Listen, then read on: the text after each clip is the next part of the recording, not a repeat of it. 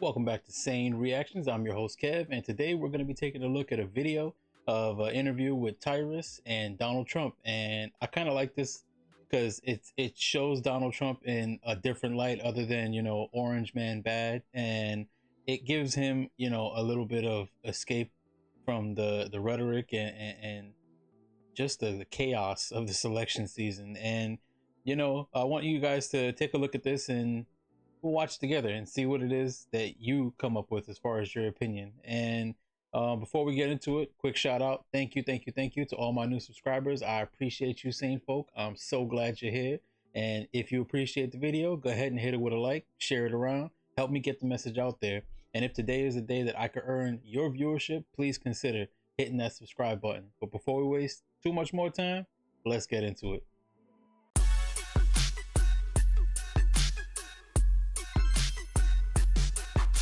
Now, this interview is going to be short in retrospect. It's just going to be about 20, 25, 28 minutes. And, it's a lot of good points that Tyrus brings up, as far as with the police and with the military and the issues that we're having with, the environment. A lot of good points are actually brought up, and a lot of the stuff that they're not, it seems like throughout the election cycle, like it's getting lost. It used to be in the forefront, but now it's getting lost. Now it's all just about trying to bamboozle you into believing that they're looking out for your best interest, when I think the public is waking up and they're starting to see that the people that they're electing on the other side are, for lack of better terms, crooked. They're in it to win it, and that's about it. They don't necessarily want to better society as a whole, and that's just my opinion. Again, my humble opinion. You're entitled to yours. Everybody is. But let's go ahead and take a look at this and see what it's all about. You debated Biden the first time, and you debated him the second time. How much of a difference did you notice from the two? You look at Kamala, she's worse than Biden. The next day, you remember they announced that crime is up like 45%, so I was right. But I haven't gotten an apology from David, but I don't watch him anymore. I haven't gotten an apology. I have been so wrong about this man because I never understood why you fight the way you fight. You're a family man.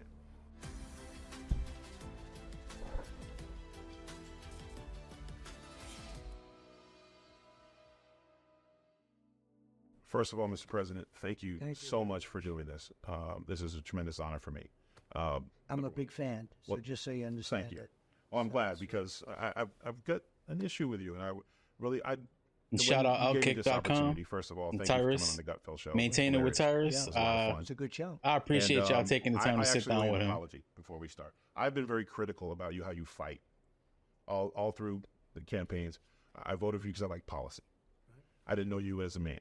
And I think when you don't understand what a man fights for, you can get lost, especially with all the noise we're seeing from fake news, etc. Who created these pictures from you. So Gutfeld show's over. Cameras are off. We go backstage, and I expected you to be like every politician or anybody I've ever celebrity I've bodyguarded for, and you met my family, and you talked to my daughter. My daughter is 10 years old. Her name is Georgie. You guys talked for 20 minutes. If nobody knew, you could have been her grandfather, and you were talking about her horses and her dreams. And I was sitting there, and I was like, I have been so wrong about this man because I never understood why you fight the way you fight. You're a family man. I am. You're a father. And your daughters are gorgeous, really, and your wife, the whole thing. I mean, you have got some setup, I'll tell you. But your family's great, and you're great, and you've really done something, and you've captured a certain spirit. A friend of mine who's very smart, he's also a very big guy. He said, because I'm big and strong, people think I'm not the smartest guy. Oh, I know. Okay? You are a really smart guy.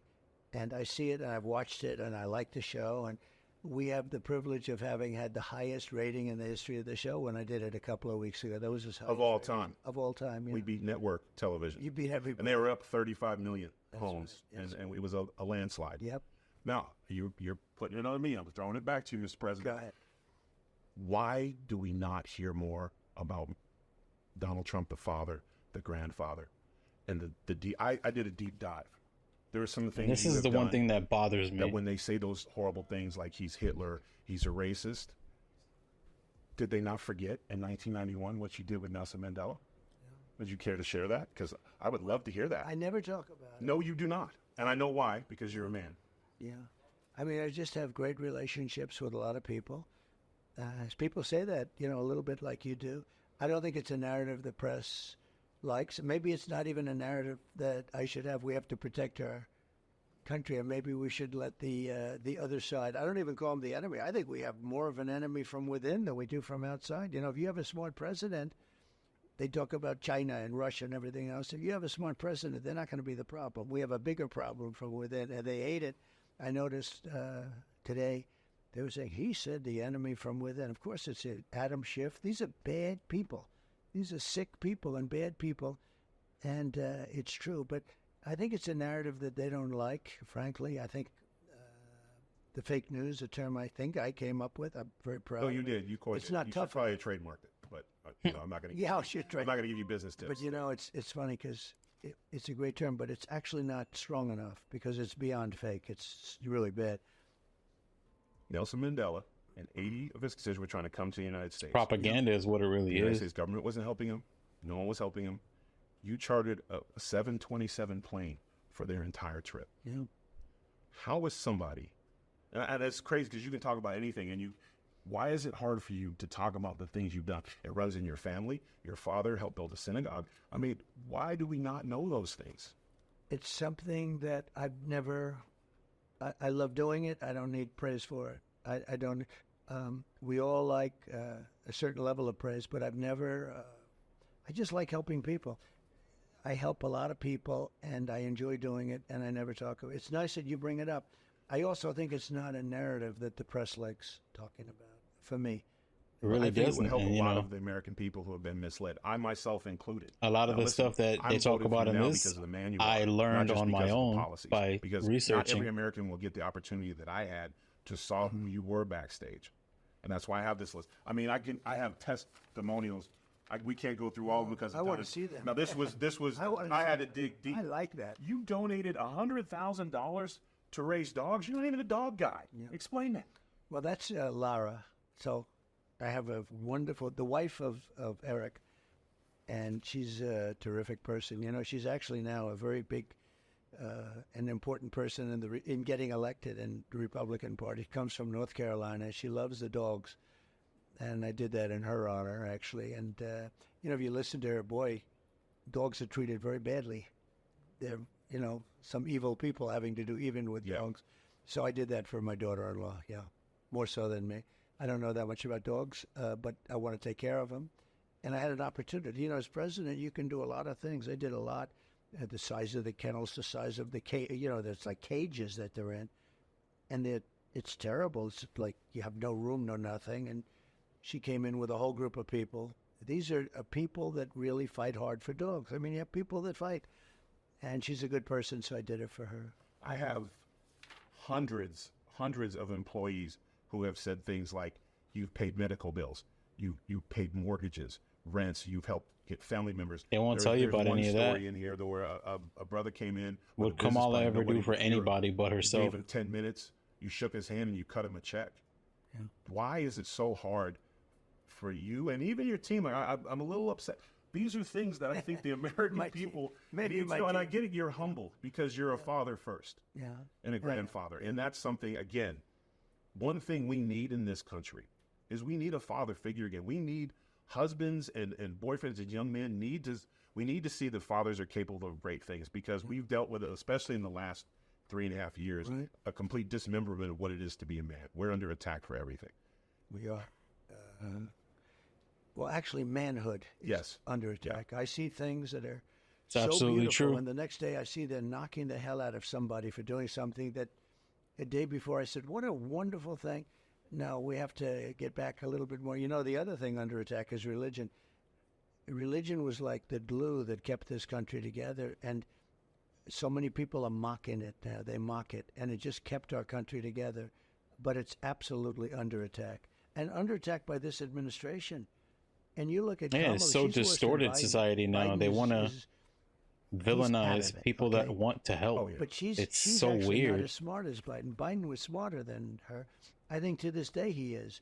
And I don't think the country can take a chance on having her. I think it's a tremendous. I don't even think it's a chance. Well, let me ask you. I think it would be a disaster. Let me ask you the question that was posed to her last night that she refused to answer.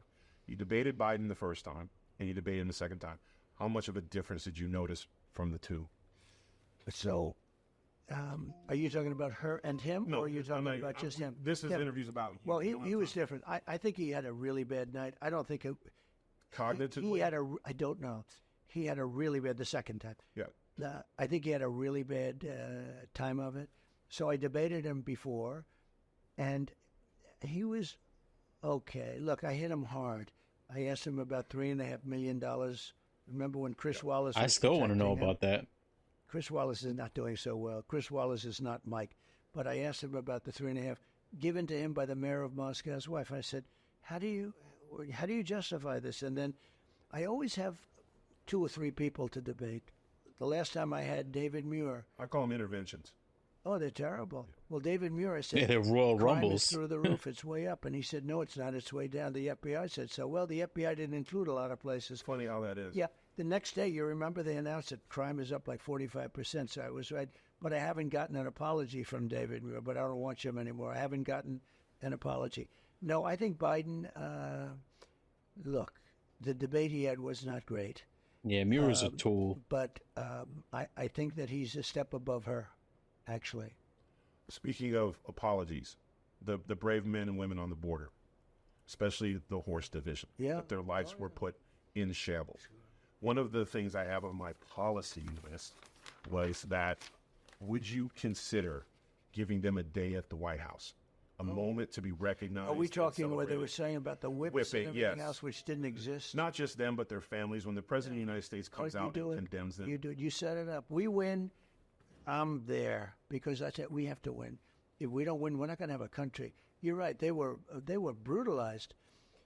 You know, it's interesting. Yeah, we don't celebrate our border patrol, but you know, just north of us, everybody knows what Mountie is. It's like fascist. It's like Marxist. I don't know what the hell it is. But the level. Look at me. The weaponization of the Justice Department. Nobody's ever seen anything like it. America. Again, this is not hyperbole. This is a guy. I don't fly private jets. I fly every airport I go to all over the country. 4 years ago. Are you able to use like one seat? Because you are. First class. First class. Of course. One Yes. seat. Yeah, one seat. Yeah. Well, that means you have to stay wealthy. Well, right? or keep billing Fox. One or the other. That's even better. But yeah, I like that even better. Outsource the bill. But again, it when I think about the verbiage and the things that are said about you, even after we don't even know how many assassination attempts there has been, but we know two. One of the things that when you in that moment when you stood up and you yelled fight, fight, fight, again, that's where I'm seeing the father. It wasn't about you. It was letting your family know you're okay and you're more concerned about the people. But yet I'm still waiting for the interview to talk to you about that. Right. Why are we not sharing in that? That was a tremendous moment. I was in Oklahoma doing a stand-up show and I thought I was going to cancel because I wasn't leaving the TV screen because I'm watching an assassination attempt on our president. People were watching that. There's no question about it. That was a big deal. But I went anyways to the show thinking no one would come, and they came. And instead of doing a stand-up show, I did a Q&A to talk about it. And there was a lot of veterans that were there that were talking about how much they support you and they believe in you, and that they were generally concerned. But they said they had no fear because when they saw you stand, you stood for them. Because veterans, our police, our first responders have been, forget the moral outrage of how they're treated. They've been the funding, stuff like that. Sure. And you have been doing some stuff with taxes. Yeah. Now, I did a little bit, and I'm not a mathematician, but I did a little bit of checking. One of the things, one of the policies, like, would you consider thinking about for our veterans, for those who serve, for those who are police department, to where their taxation is the fact that they're giving their bodies to this country? Instead of having to pay taxes, none of these cities want to give them raises, so at least let them keep their money. You know, I've never heard that before, and it's like a very interesting thing. It's the kind of thing you would think of, right? Because they have been treated so terribly. It's going to take more than a hug. We need to, and here's the deal. If you're looking at serving in this country, in the military, or a police officer, or a firefighter, and you're young and you're coming up, and you don't have to pay taxes because you're paying taxes. It's almost an incentive to where we can get people interested And other countries do that, as you know. Yeah. Other countries do that. Of course they do. In spades. Yeah, it's something I would think about. You know, it's something that nobody ever brought up. I've never heard it. It's interesting you're bringing it up. You're like my tax person there. That, you know. Yeah, I mean, that's something has too. to be done. I heard something else And too we have about, to you know, I think you're the president to do it. if Well, the inflation's not in the military's proper not rate, attracting then people. They're people not going in. should lose their And I job in think it's Congress. because they don't respect. If you're not the doing people your at the job, top. why are you getting paid? The commanding officer. I mean, they're not. The commander in chief is not. I think you have to have. We were not having this problem 5 years ago. We have problems in the military right now. You know, the one thing I will say though, and I tell the story, we really did a great job with our military. I rebuilt the military, right? And we got rid of ISIS. And I got to know them during this very short period of time. It was supposed to take 5 years. We did it in about a month. Remember that? Yep. And I got to know the real military, not these guys that are woke and that are like, you know, like. And if you're still here, stick should I around. It's mention not that them? long of I an think we interview, get it but with the woke. No. it's Oh, a pretty I good know it. one. Trust With me. Millie and his statements, and I mean, look, I guess Mattis is a nice guy, but we have people in there that are much different. Not the people on television, the people that got rid of ISIS quickly. I was told it was going to take 5 years, and we did it in a matter of literal weeks. And I said, "This is a great military." And by the way, they're not woke. You could never make them woke. These are guys. You will never ever make them woke. But they did a great job. Great job. Now, you brought us Space Force. Yeah. And now partnering with Elon Musk and stuff, I think we're going to have some great things. But one of the things I've been very critical of this administration is that I think we need to have a school force. We need to make our schools hard targets. And there's no, again, looking for employment for our servicemen when they come out. Because I feel like what's happening in our schools isn't a police thing, it's a military thing. Because they are trained to look for these signs and stuff. If we had military, not necessarily military, but they'll be coming over if we use social workers, military police, and we each. So let me Another ask you this. great What idea. about teachers that are in the military and they're teachers, they leave the military, they become history teachers, they become math teachers, and they're in the room and they get to know the students and they know how to use it. You can't have people that don't have any idea about what to do with guns. But people that were in the military, that are in the classroom, and they have access to guns, whether it's on them or in a little safe or something. You know, the problem is if it's in a safe, it takes a long time to get it, right? So, you know, but sometimes I think, and I've heard that and I've thought about it a lot, and in some ways I like that more than just having police standing someplace in the building.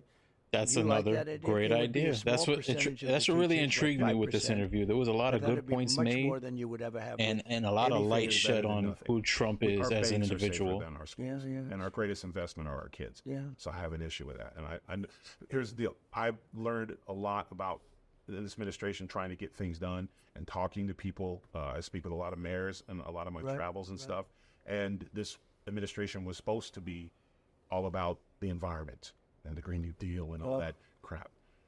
But it's amazing. So You notice how that stopped?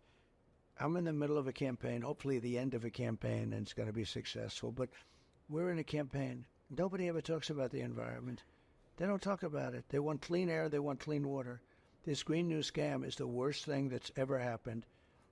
They're destroying the windmills all over the place. You fly over these gorgeous areas. You have windmills going all over. You're not going to have any birds around. And the ones in the ocean are messing up the whales. Windmills were great back when we all had buggy whips, carts. Yeah, they were much nicer then. Actually, they were actually much nicer. No, when you think of what they've done, though, with all of the money that they spent, trillions and trillions of dollars, China does nothing, by the way, just so you understand. You know, No, China, India, absolutely not. no, they don't do anything. And by the way, that flies right over our country. You do understand. Yeah. Those winds, 4.5 days, it's over. So here we are. It costs us twice to make a product, 3 times, 4 times, 5 times. And we're trying to keep everything nice and clean. But the wind's flying in from China, India, and every place else. It's crazy, isn't it? Well, one of the things, the EP, one of the things that I was, because living in Louisiana, we have a horrible problem with sewage and water overfills and things like that. And the budget for, these mayors have this budget for the sewage. But yet nothing's ever done, right? These engineers and their plans are based off how much money they get opposed to solving the problem. Right. So Mike Rowe told me about a company. Good guy. Oh, yeah. Let me put my glasses on. I want to get this right. It was, I can't believe you wear glasses, huh? 50. Sewage Century, right? Brad Colbert, I believe you knew his father Yep. on the Texas Rangers. Yep.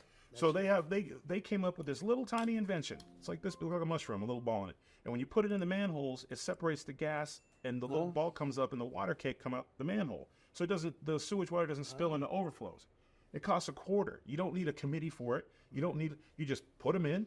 I think one city was like $250,000 opposed to the $20 million they spent, and it pays for itself in a year, and it's done. So here I am in Louisiana. I go, oh, this is great, and we have to form a committee. We have to do this. Well, you have a great new governor in Louisiana. I bet you he'd take a look at it because your new governor, a Republican, Yeah. is he was the attorney general. Now he's a governor. So if you give me that, I'll send it to him. Okay. Oh, thank you, sir. Sounds good, right? Yeah. Why is that something? I mean, it's a big problem, and It's a problem everywhere. Our drinking water, the fluoride in it, we're seeing, and then now we're seeing sewage, and it's a lot of autoimmune diseases are happening with our kids. If you give me, I will send it, and I'll bet you get action. I moved. One, because my daughter's an equestrian now, and I had to move to New Jersey. But we eventually had to move because not only that, what we're seeing with the hurricane storms, the insurance companies jacking it up. Now I'm blessed to make a good living, but I'm not paying $300,000 a year in house taxes. So I made Insurance is one of the biggest increases, and it's happened in the last 4 years. People are going crazy with the insurance costs. And I say, what about self-insurance? Sometimes people are better off with self-insurance. They can't afford the insurance. And then the problem is when you need the insurance, they don't want to pay. And they negotiate, right? They say, we're not going to pay you. And you end up getting 5 cents on the dollar. It's a problem. Yeah. It's a real problem. And, I know you have a million things to do, but father to grandfather, I would like to ask you a question. Go ahead. I made a mistake with my child, my daughter, when she wanted to get an equestrian. I was supposed to tell her she was allergic. I didn't do that to horses because it's expensive. It's unbelievable. And you guys talked a lot about it. Now, my daughter's now going to Wilmington, Florida to compete. Okay. And I had to move the horses down there. So she's very good, right? Very good. Like I'm in. I'm in. Good. But yeah, after this is over, I'll be sweeping this place up. Good. Every extra dollar. Good. But your granddaughters and your family, do they ride horses as well? Did do equestrian? Not too much. They like it. They do it maybe a little bit, but not like your daughter. No, your daughter's supposed to be very, like you, a talented athlete, right? Yeah. You can see it. Now I've heard that. Yeah, my son plays baseball at the travel league. So I'm the GM. The way I look at it, if you're the first one in, last one to leave, daddy invests. Right. I just forgot to put a salary cap. A little cheaper. A little bit less. It never ends, though. It never ends. No. But we're going to be in Wilmington. How far is Wilmington from Mar-a-Lago? So Wilmington is about 20 minutes away. Can I get a group rate? Yes. You're going to come over. We're going to have dinner with your daughter and your family, your wife. We're going to come over and have dinner. But do you mean Wellington or Wilmington? Wilmington. I say it wrong because I just paid to have the horses moved, so it's a little traumatic for me. It could be, but it's either one's about 20, 25 minutes to come over. I'd love to have you on. Thank you, sir. No, but you're a terrific guy. Look, it's that show has caught on, and the whole group is great. But I've always watched you. You always were defending me, and a lot of people don't defend me, and I like people that defend me because I think I'm doing the right thing. And we have a lot of bad people in our country, We have a lot of people that you almost say they must hate our country because what they do is so bad for our country. But I just have always... Well, I'm not allergic to straight talk. Yeah. And every man of consequence that I learned from in my life never bullshitted nothing with me. Mm-hmm. Whether it was Dusty Rhodes, whether it was my football coaches, whether it was anybody I was with, they always told it to me straight, even when I didn't like what I wanted to hear. Because I always believed everybody can handle bad news and good news, but no news and bullshit. Don't piss down my back, as my grandmother used to say, and tell me it's rain. And that's one thing that you have never done. You always, if you don't want to hear it, because the American people can accept bad news. Because when we know how bad it is, then we can look forward to getting it. That's what made me want to do this channel, because in this age of I'm so tired of being told that's why you have my what to think. President. You can take that and a cup of coffee and do whatever you want with it. It means a lot to me. It does. But, I think this is going to be the most important election in the history of our country. I agree. Because our country is going bad. I hate to say, I wouldn't do this with just politics. Our country is going bad. the things we do. I mean, men playing in women's sports, okay? Not absolutely not. As crazy, and let's not say it's the most important, but it's just crazy, the whole concept. Having no borders, having elections where you're not allowed to ask somebody whether or not they happen to live in the country. Just anybody can walk in. Yeah. It's really wacky, and we're going to get it changed, Tyrus. I believe that. Well, now, I have to ask this because you love sports as almost as I do, especially boxing. Yeah, I do. And, I love. And I love it. do you miss not being able to do all that stuff? Because like WrestleMania 4 and 5, part of my childhood, inspired me to end up becoming a wrestler. I thank you on Gutfeld for that. I did that. I'm in the WWE Hall of Fame. Yes, you are. And Dana is a good friend of mine with UFC. What a job he's done, right? Dana White is incredible. He's like an incredible guy. And yeah, I was always involved. And I remember in those days, well, Hulk is a great guy, you have to say. Yeah. He was great. Right? And when he ripped his shirt off, and then listen, I was a Mr. Wonderful Paul Orndorff guy, but I got it. Could you imagine Biden being this and so you are very alert, very quick and acute to the questions being asked of him, and having a conversation? Don King or Muhammad Ali? Because your style is like ours. Like when you comes to talking trash, and I know you hung out with those guys. I know a lot of. I did the search. I know that. You have been. No, it's hilarious after reading and the stuff I've saw, and I just saw a little bit. It's hard to find, but you have been a regular guy with. You never cared what color somebody was or who they slept with. All you cared was the content of their character, and if they could do the damn job or not. They were both friends of mine. Now Don King is still alive. You know, he's 92 years old. Yeah. He lives in Florida. He's a great guy. He endorsed me very strongly. Endorsed. He said, "You got to vote for Trump." And I probably spoke to him a week ago, maybe. And he was great. Very different guys. But there's nobody. Don King, each incredible. Don King, nobody like that. And Muhammad Ali, nobody like that. These were two unique people. You know, Don King was a tough cookie, too. He beat the hell out of people. Unfortunately, it cost him a lot. Yeah. But he was a tough guy. But he's a big supporter. Muhammad Ali was actually a friend of mine. I knew him pretty well. He was amazing, actually. He was amazing. And you know, you look at some of the fights. Sonny Liston had no chance of being beaten, and he got beaten badly twice. Oh, yeah. And then when you look at George Foreman, another really good guy, but he just had George Foreman. George Foreman at that time was bulletproof. Bulletproof. Remember when he fought three guys and knocked him out? I was a little young, but I remember the He fought three guys one night, and but the third guy, and Muhammad Ali was watching. The third guy, he was getting a little tired. You know, what's your favorite? What was your favorite all-time big prize fight that you were at? Well, believe it or not, I was at Madison Square Garden. I think it was Ali Frazier won. Oh, so you were there. That's, in my opinion, the most historic fight of all time. So I was there as a young guy, very young guy, and I remember there were many heart attacks. That was a good fight. They had heart attacks. Men. That was a battle. I don't know. It wasn't just a fight. It sounds ridiculous, but there were a lot of heart attacks. It was the craziest evening. Two undefeated, legendary fighters. They were both undefeated, and it was brutal. And that was the days of the 15-round fight. You know, when they had to fight. And I can't say it because look, I'm not in the ring, but those fights were better. You know those extra 3 rounds. Well, that was the championship rounds. They say 11 and 12. They were the championships rounds. Now, how are you dressed for that? Because it was the 70s, and it was wild. Crazy. Now, you've always been kind of never been a big fan, but was it just the suit or did you have the jacket? I think it was just pretty normal. But I was a very young guy. Yeah. But in terms of an event, I think that was maybe the greatest event. That was the first Super Bowl. But now you have Dana White who's done such a great job with the UFC. I don't know, the boxing, unless something happens, the boxing doesn't look the same as it did. Fighting over in Saudi Arabia is not the same thing, with all due respect. No, but it's he's done a great job with the UFC. Would you ever do the UFC stuff?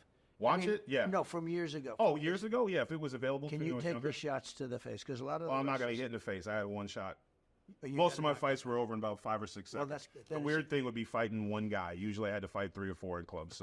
But those days are behind me. I asked Dan Gable, so he was probably the greatest wrestler of that type, right? And he was fantastic. I said, would you have done well in the UFC if they had it then? And he said, no, because I would never let people hit me in the face. It's a whole different culture, frankly. Well, when you can get in the face. wrestling background, I think, is a lot of great I think Kurt wrestlers. Angle would have been tremendous Yeah, had he, probably, not yeah. broke his neck and stuff. But I know you. I could keep you here forever, and I'm getting the circles and the doo-wops. And Mr. President, thank you. This I has would been only an do this one for opportunity. you. You don't know what's going on. I am having, And he did this the same I'm night as the keynote Al Smith speaker dinner. at the biggest Yeah. dinner in New York, probably of the year. And I had a choice. I was going to walk in and say, "Could you do me a favor? Could I do this interview tomorrow or maybe next week?" And I said, "I'm not doing it to Tyrus."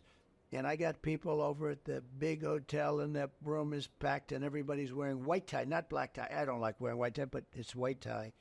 And it's waiting for me. And I said, "You know what? I got to do it with Tyrus because I respect him." And Tyrus is always.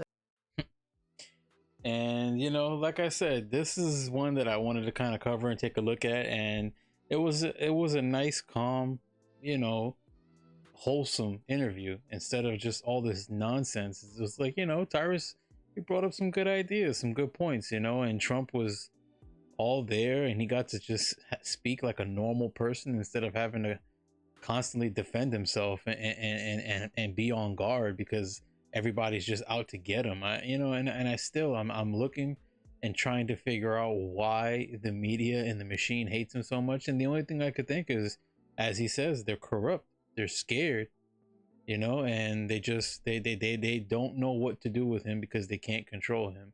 And you know, we'll leave that one there. And if you guys enjoyed the video, please consider hit that like button, share it around. And if today was the day I earned your viewership, please consider hitting subscribe and help me on my way to 250, because you know, I'm here for it. And we're gonna see, November 5th is coming sooner than you think, and we're gonna know one way or the other which way this country is going. And I'm hoping it gets better. That's all I hope for, you know, all I really want.